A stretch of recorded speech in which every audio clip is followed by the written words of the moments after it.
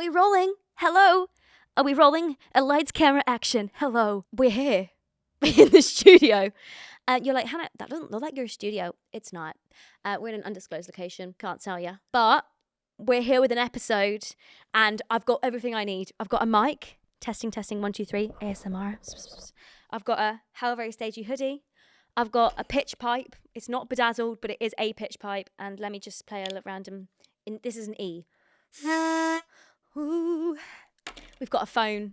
Sphere bought that in her suitcase. And we've got a How Very Hannah cue card, which has been duct taped onto a glass. So we're a bit makeshift, but we're here for a cute little episode. And I wanted to give you like a little life update, just a little chit chat, to be honest. Should we roll the titles first? Should we do that in this episode? Yeah, have the titles. There you go.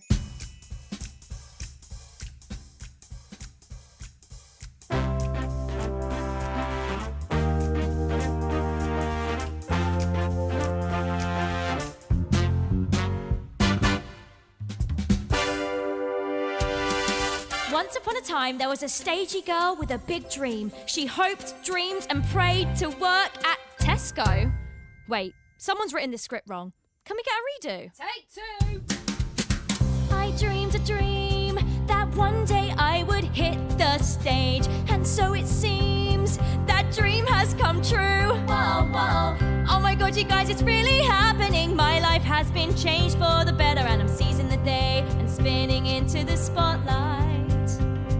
How very slay, it's giving queen. How very Cringe. Get out my scene. It's beginner's call, the stage is set for me. How very Hannah. How very Hannah. How very Hannah. That's the name for my podcast show and your front row. So how very Hannah. Hit the lights. How very Hannah. That's too bright. How very Hannah. That was all right. How very Hannah. No key change. Okay. It's my podcast show. Let's go. And we're back. I'm feeling way too casual, guys. Sometimes I forget that I'm talking to like quite a lot of people. Actually, before we get into the episode, if you don't already follow or subscribe, then please click the subscribe button or click and click the follow button on Spotify or Apple Podcasts or wherever you get your podcasts. Many platforms are available because it really helps us out. And we've got lots more exciting guests coming this year. But today is a solo episode. And I get scared to do solo episodes because I'm like, who am I talking to? And then I realise I'm talking to the camera. And I've been doing this for a while now. So come on, pull yourself together, Hannah. You can do it. So hello in there. It's just you and me and Sophia and Lucy and Taylor. Everyone say hi in the studio. When I listen to podcasts, I love when you hear people talking in the background. It just feels so like exciting that you can hear other people in the room. So it isn't just us. But anyway, I thought I'd give you a little life update. We've just completed week 3 of Legally Blonde rehearsals. Week 3 was tough. I feel like week 3 of rehearsals is always tough. I don't know. I've got something against the number 3, I think. It's like when I was at drama school, we had like 4 terms or 5 terms, I can't remember. And everyone was like, term 3 is the hardest. And it was just something about the 3. It was just, ugh. But it's been good. We've set the whole show now. And we are back in the theatre literally tomorrow. So it's Sunday today. We're going back to the top of the show, which is scary stuff because like we haven't done Oh My God, You Guys since like day 2 of week 1. So we haven't done Oh My God, You Guys in like 2.5 weeks. So like that's all just been like stored in here and in the videos we've got on the group WhatsApp. So what we do in theatre, I do have some questions to answer as well. I won't just yap the whole time. Also, I've just had a big Wagamama's and I'm feeling slightly burpy. So if you are new here, hello and welcome. And I'm sorry if I burp. Better out than in, that's what I always say. Okay? Wow, I'm feeling slightly unhinged. Okay, 3, 2, 1, we're back in the room. We've had the Legally Blonde group chat going since before the cast even got announced. Like when you start hearing who's doing it, it was like, let's put a group chat together because then we can start booking digs together. Then we can start, chatting about first day and what everyone's doing. I don't know. We didn't chat that much on it, to be fair. The group chat's been going strong. And at the end of every day, our dance captain, Aaron, sends the videos of all the dances. So it's been really helpful to have instant access to those so that I can go on, refresh, and make sure I've got all the spacing and stuff like that. Okay, I put a little Instagram story out to ask if anyone has any questions. And I thought I would just start there. Favourite song so far? Okay. My favourite song so far, or favourite number so far, I think is positive. I don't want to give too much away, but I feel like by the time this comes out, we might have opened. So maybe not. We might be about to open. Okay, so positive is really good because the Delta Nu sorority sisters, sorority, what was that accent? Sorority. We don't even say that word in the show, so I'm not going to try. We're heavily featured. It's giving supporting lead in that number, and I'm here for it. And RL gets a chance to dance in this show. I think quite often people expect like the lead to like not be in the dance numbers. Oh no. Miss Amber Davis is giving it beans, full out with feeling for like a lot of the show. So I'm quite scared about that because it's going to be intense, like vocally, stamina-wise, doing the dance break and then going straight into love. I'm back in What You Want now. But Positive has been my favourite number so far. The choreography for Positive, Lee Hill's choreography for Positive, 10 out of 10, genius. Who is your rehearsal bestie so far? Oh my gosh. I don't know. It's hard to tell. I felt like week 1 of rehearsals, I was shy. I did talk about this a bit on the vlog. I felt really shy in week 1 of rehearsals. I felt like, I don't know.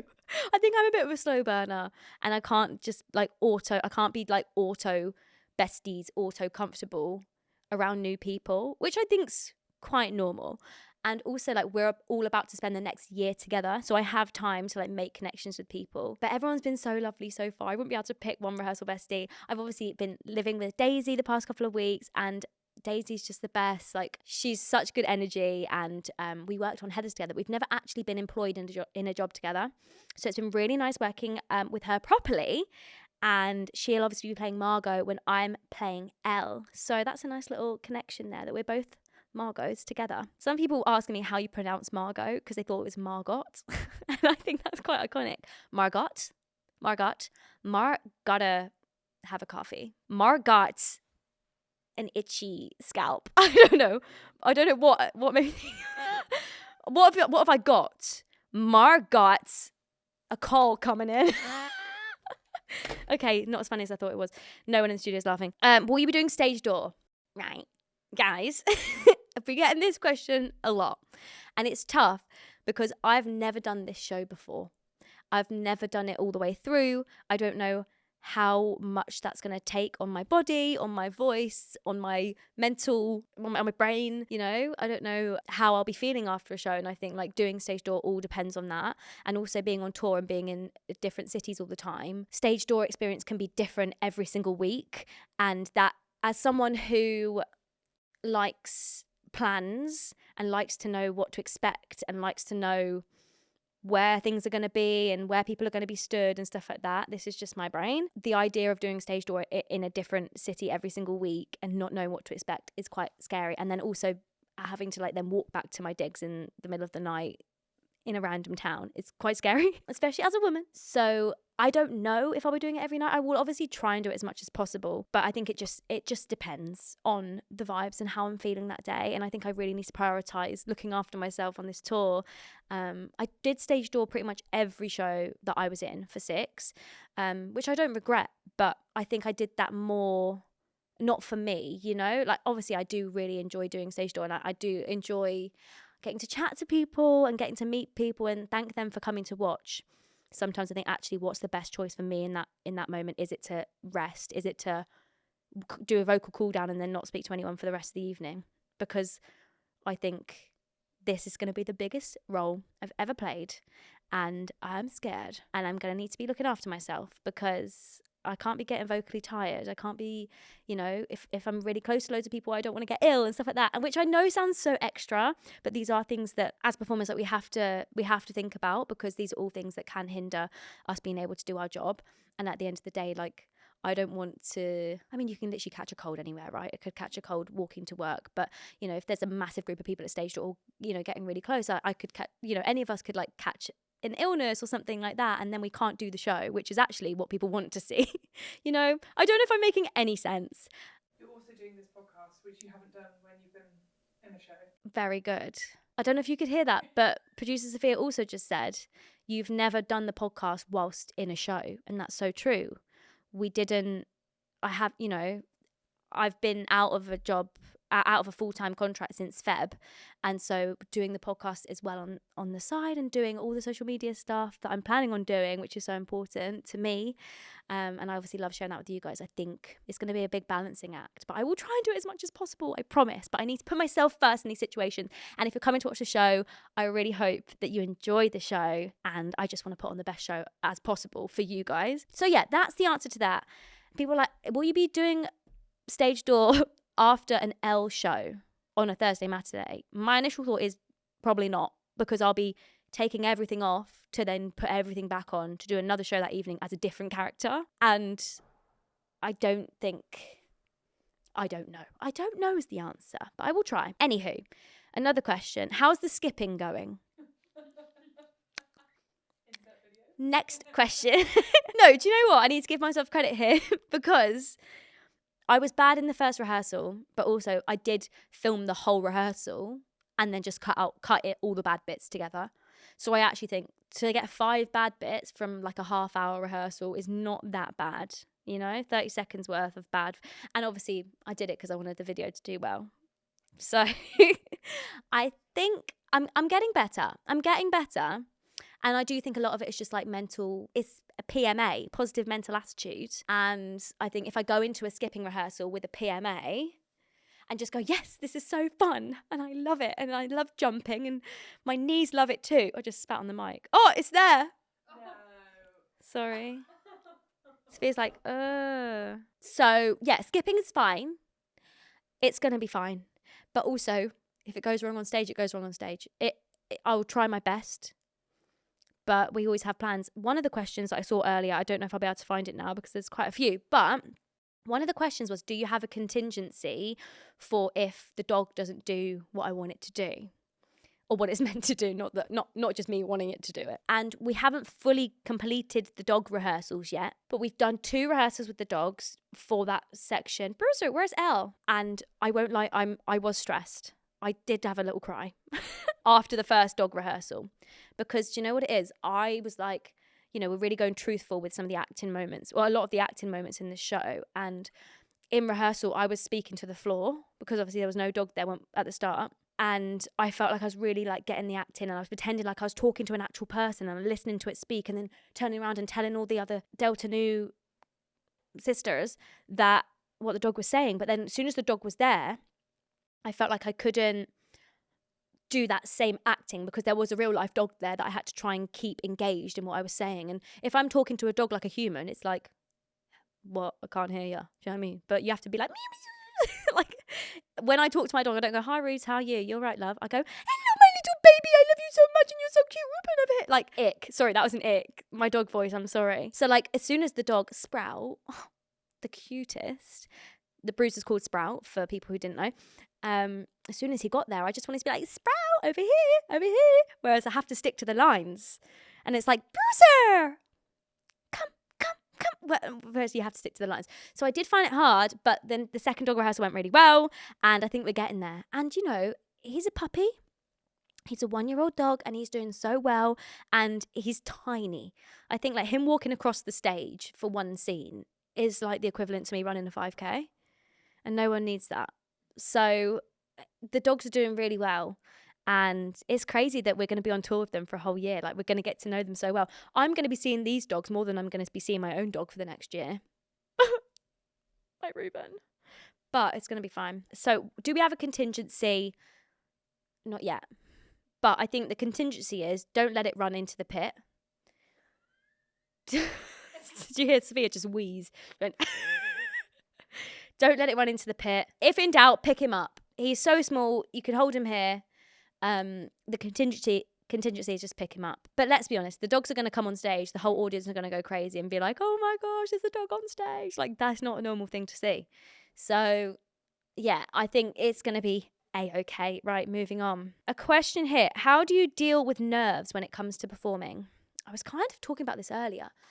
And I actually think I'm getting worse as I'm getting older with nerves and like performance anxiety. And I do think it's something that is, and I'm not like creating an issue before it's even happening, but I know this year Elwood's being such a big role, and I always do feel a lot of, if we're getting into it, I always do feel a lot of pressure to like impress people or, you know, prove to people like why I'm working and why I got that role, because people think I just got it because I'm a TikToker or a podcaster, you know. I put a lot of pressure on myself and I feel a lot of pressure, and I think that just brings more and more nerves. But I honestly think my best way to try and deal with it at this stage is just to be as on it as possible with what I'm doing. If the nerves are, oh, what if I forget it? Then that's kind of like, if I know it like in the dark depths of my brain, then I'm not going to forget it, you know. So, you know, if the nerves are, oh, what if I can't hit that note, then I'm going to practice more and more and more and make sure I can hit that note in my sleep, you know. So I know I still will feel nerves on this tour, but I think I just need to try and be as prepared as possible. And that's why I was so obsessed with this job before it even started, because I spent so much time like preparing for the job and preparing for tour and trying to like look after myself and my body so that I can like give myself all the tools to try and like do the best job possible, if that makes sense. Have you been rehearsing for Elle and Margot at the same time? So, I feel like this has been kind of a different experience, because when I was alternate in 6, I think people got used to what that idea of an alternate was. And this is a different experience, because in 6 I didn't have my own onstage track. I was alternate Howard and Parr, forgetting about Berlin for now. I was alternate Howard and Parr, and they were the 2 tracks I had to learn, and I didn't have anything else to learn. I didn't have my own track. Whereas for this, because I have Margot every night, and for the first 3 weeks of shows I'll only be doing Margot, touch wood, Elle hasn't been as much of a priority, which is understandable because we're still setting the show. So a lot of the stuff we're doing in the room, you know, Amber's working on Elle and working with the team, and I'm trying as best as possible to listen in when I can and try and take on some of the direction and listen to the intentions that they're doing and stuff like that, and just trying to like take in Elle's spacing and certain moves and like moments. But I have mainly been focusing on Margot. I've had 2 vocal calls for Elle and 1 like acting call, I guess, for Elle, which was like scene work, acting call, where we did a Paulette and Elle, just 1 scene. So that's, I've only done 1 scene as Elle so far. And a lot of it, when you're an alternate and you have your own track, does come down to like you learning it in your own time and learning it yourself. But also like, if I was to learn, I don't know, the Elle track right now for Oh My God, You Guys, for example. Oh My God, You Guys, I've gone on the video, I've watched Amber, and I've been like, okay, that's the Elle track. I'm learning it, I'm locking it in, and that's what I'm going to do. And then we get into rehearsal tomorrow and things change. Then there was kind of no point me like sitting down and learning that at this stage fully, because things are going to chop and change. Things will change up until press night. And that's how it works in theatre in general, is when it's press night, which I think is like the Thursday of our first week. So we open on the Saturday. I think it's like our 5th show or our 4th show. That's our press night. Once press night hits, the show gets like locked in. And it's at that point when they film the show for the archives. And that's the version of the show we go with for the rest of the tour. That's what it's meant to be in general. People in the comments will be like, well, actually, no. Sometimes it chops and changes, but that is in general. So I'll obviously try my best to learn all the vocal parts and learn the lines. But in terms of the actual like blocking and the choreo and stuff like that, I'm not too stressed right this second. I think it is weird as a cover because we do a lot, as I said earlier, we do a lot of like self-learning. And sometimes the first time we say the lines with other people is like on stage or is in like your put in rehearsal, because that's just how it goes, unfortunately. Like, you know, I've covered a lot and I sometimes wish it was different, but I think like that's just pretty standard. And it, you know, I'm not scheduled on until Sheffield, and that's because for the first 3 weeks I'll be doing more and more rehearsals once we're open as Elle, so that I'm ready to go on when we're in Sheffield. Daisy and I did a little bit of line running. She's been really helpful. Daisy knows the show like the back of her hand because she did it at Erdang, and she did it, I think, maybe another time as well. You haven't said her full name. Daisy Twells. Full name Daisy Twells. If you don't know, get to know. Sophia went, you haven't said her full name. I'm like, they know. No, Daisy Twells. Okay, next question. What do you find most challenging to learn? Script, dance, or vocals? I won't lie. Week 1, picked up the dance like that, and I was like, oh, I'm great at this. What is good? I'm so good at this. Ask me at end of week 3. I'm never dancing again. I was like, I can't pick up anything. And I was looking at the choreographer like, she must have hated me. I was literally like, feeling so sorry for myself. I was like, Hannah, pull yourself together. You can do this. It just depends. It honestly depends. I think once I actually put my mind to it, I find lines maybe easy to learn. I find harmonies hard to learn. But once you've got it down and you kind of like link it with the movements and link it with everything, then it gets easier. I think the choreo has been the biggest challenge to like learn and actually like get in my body so far. But it feels so good to like be properly dancing again. I've never done a show this dancey, I don't think. So I'm excited. There's a couple moments where I'm like at the front and I'm like, hey, Hannah, you have to get this right. Because it's like, I've gone from dancing on like a phone screen to then like in real life. And I'm like, I need to pull this out the bag. I guess SpongeBob was quite dancey. Well, every show I've done has been dancey, but this just feels like the most skill required. I don't know. Any troubles with the dog? There may have been a slight toilet incident, but let's manifest it doesn't happen on stage and let's move on. What's the process of getting off book / expectations? It's like an unspoken rule, really. There's not like, I think it's different for every person, but some people turn up first day of rehearsals, they know the full script.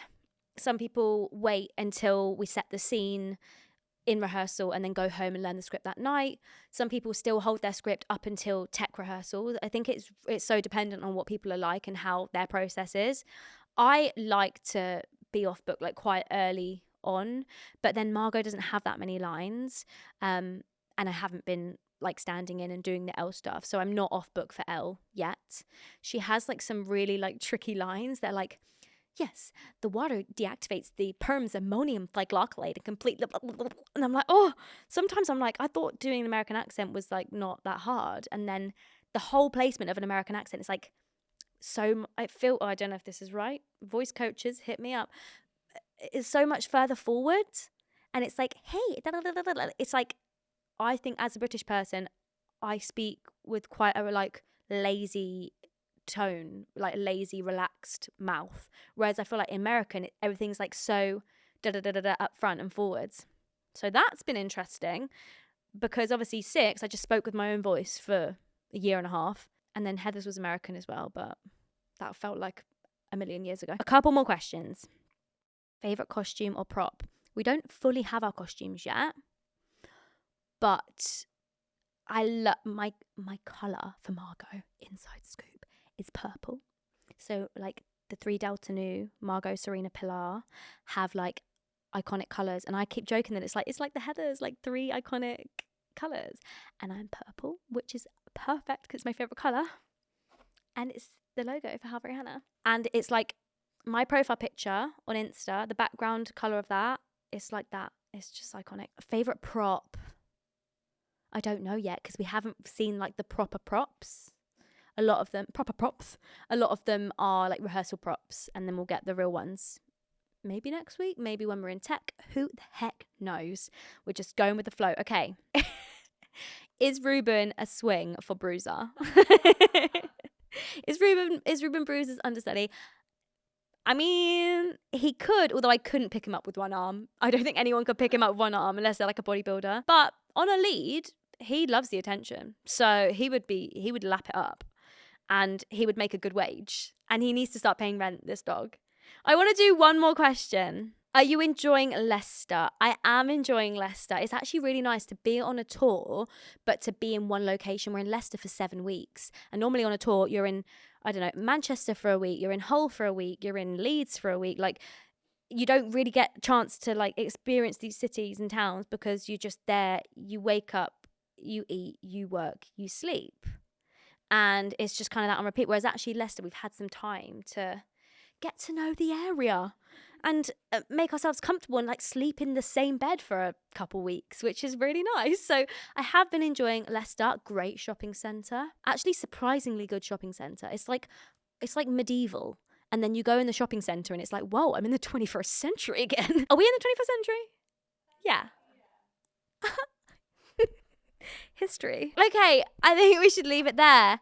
And I mean, speaking of Leicester, I think there are some tickets still left. Maybe not by this point. There's like a couple single tickets left. If you're based in or near Leicester, come and see the show.